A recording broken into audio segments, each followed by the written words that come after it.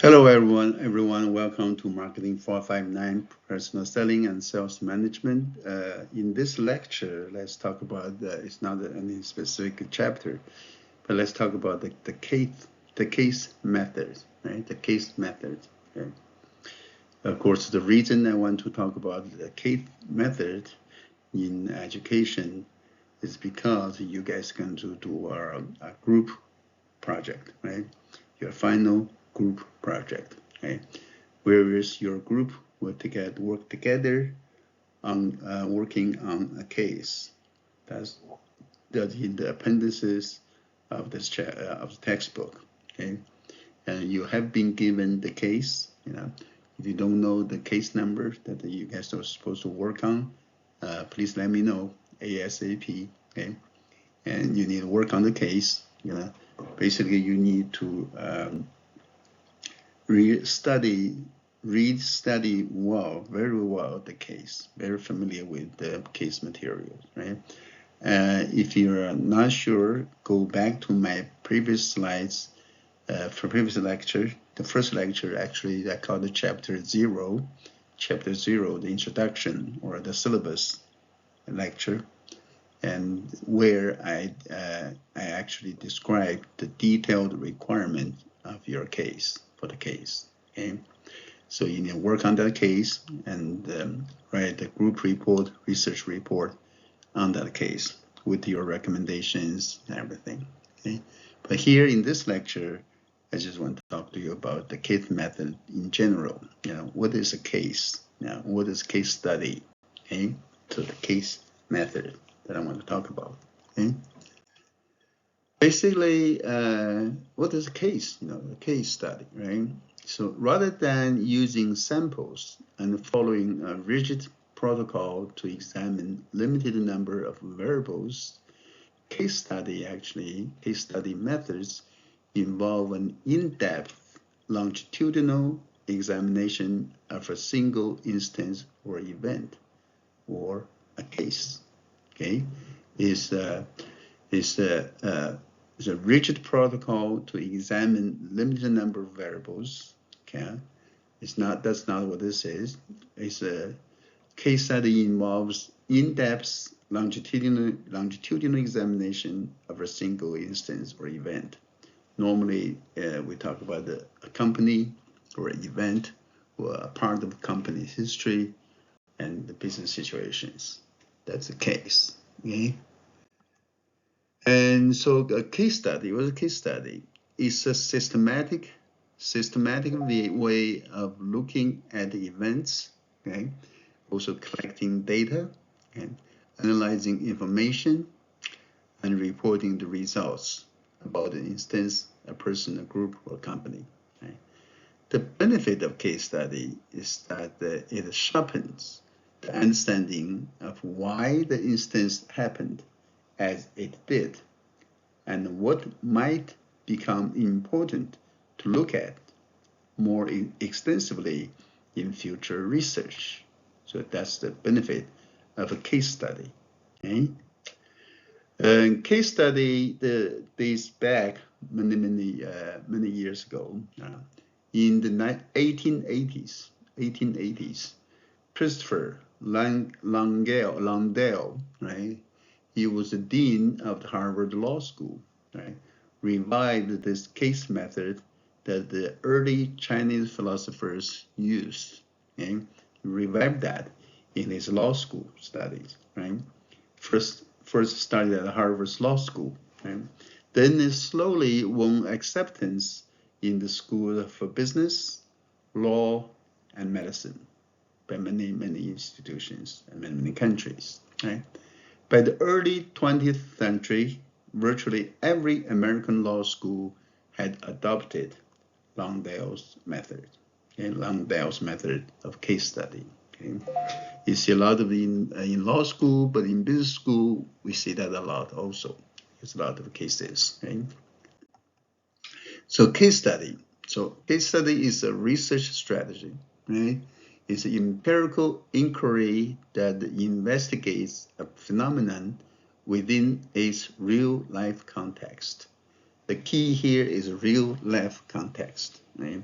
we study the case, its people, its incidents, its history, its events in real life context. It's all real people, real company.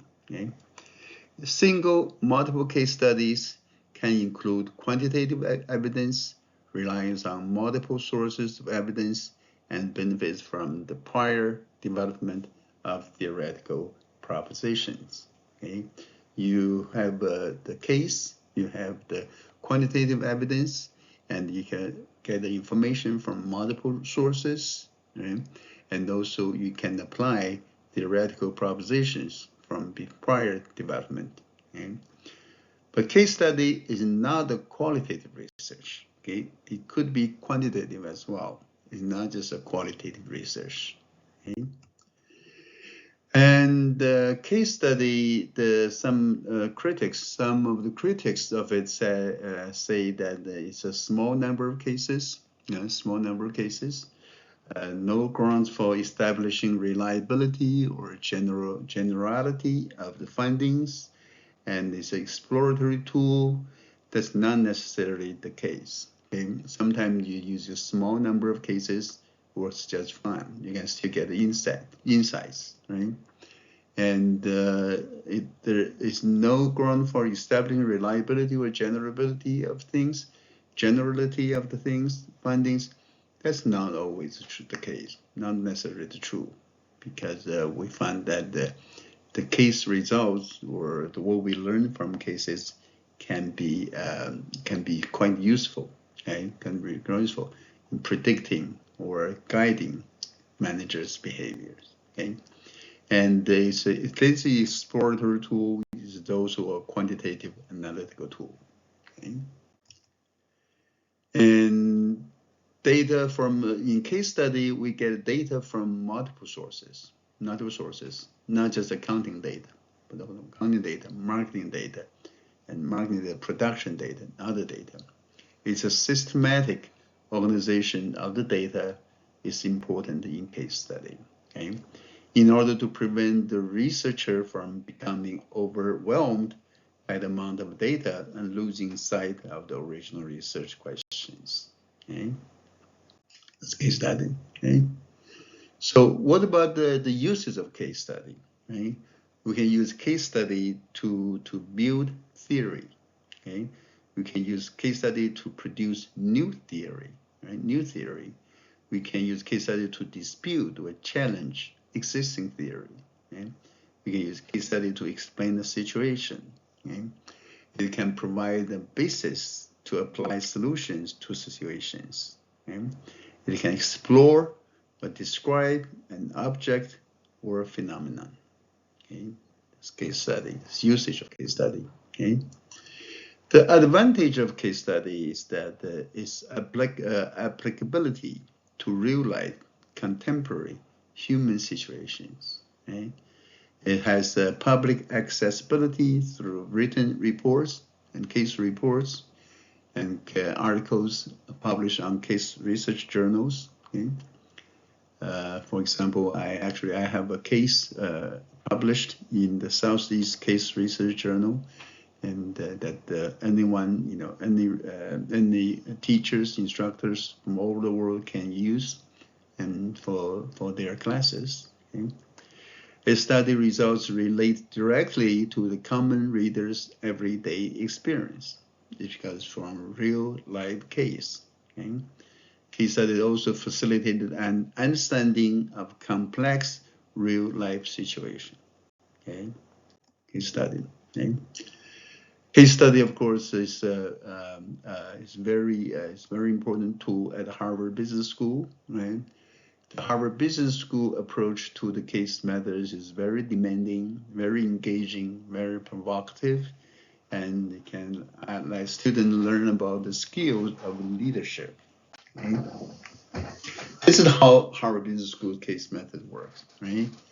And the first, students are presented with a case. Now I'm adopting the Harvard method here, okay? You have been given a case that's in the book, in the end of your text, okay? And then they place themselves, the student place themselves in the role of the decision maker as they read through the situation and identify the problem they are faced with. Okay, they perform the roles in the case, and then they perform the necessary analysis, examining the causes and considering alternative courses of actions to come up to a set of recommendations. That's also what I want you to do. Okay, I want you to play the role, okay, through the roles in the case, and perform your necessary analysis, be the sales volume analysis or whatever, that we have covered in the chapters, right? Examine the causes and consider alternative courses of actions. And I need you also in your case research report to come up with a set of recommendations to the managers, okay, to the right managers. Okay? And then the student would read and reflect on the case, okay? Read and reflect on the case. I want to do that on your own, okay? Students meet in learning teams before class to warm up and discuss their findings with other classmates. And I want you to do that in your team, and also put your findings, discussions in your presentation. Okay? Students would probe underlying issues, compare different alternatives, and finally suggest courses of action in light of the organization's objectives in class under the questioning and guidance of the professor. Okay? Since this is an online class, we're not going to do that, but I want you to probe the underlying issues, compare different alternatives. It has to be in your paper. You have recommendation and also alternatives and contingency plans. Okay, suggest a course of actions in line with the company's objectives. Okay, so basically the 7 steps of problem analysis in case study. Okay, and first, read the case thoroughly. Read the case thoroughly. Okay, you need to be very familiar with the case material. Okay, you should start this as soon as possible. Second, define the central issue in the case. What is the central issue in the case? Issues, problems in the case. Okay. Thirdly, define the firm's goals. What is the goal of the management of company? Okay.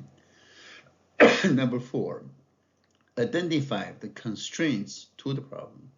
You see the problem, you see their goals, but what are the constraints? They got to be constraints to the problem. That's why they have problem. Okay. Excuse me. And number 5, step 5, identify all the relevant alternatives. Excuse me. Identify all the identify all the relevant alternatives. Right? And then number 6, select the best alternative. That's your recommendation. Right? And then number 7, develop an implementation plan. That's also the final requirement of your paper and your project. You develop an implementation plan, okay, to carry out your recommendation. Okay. So here are some references to the Harvard Business School. Sue Soy, University of Texas, Austin, and I got some information, good insight from her, from her study, by the Freeman, her read, and etc. Okay, there's some references. I think that's all I have for this case study. Okay. Yeah. Also, there's some social science study test statistic website for chi-square, but you can ignore that. Okay.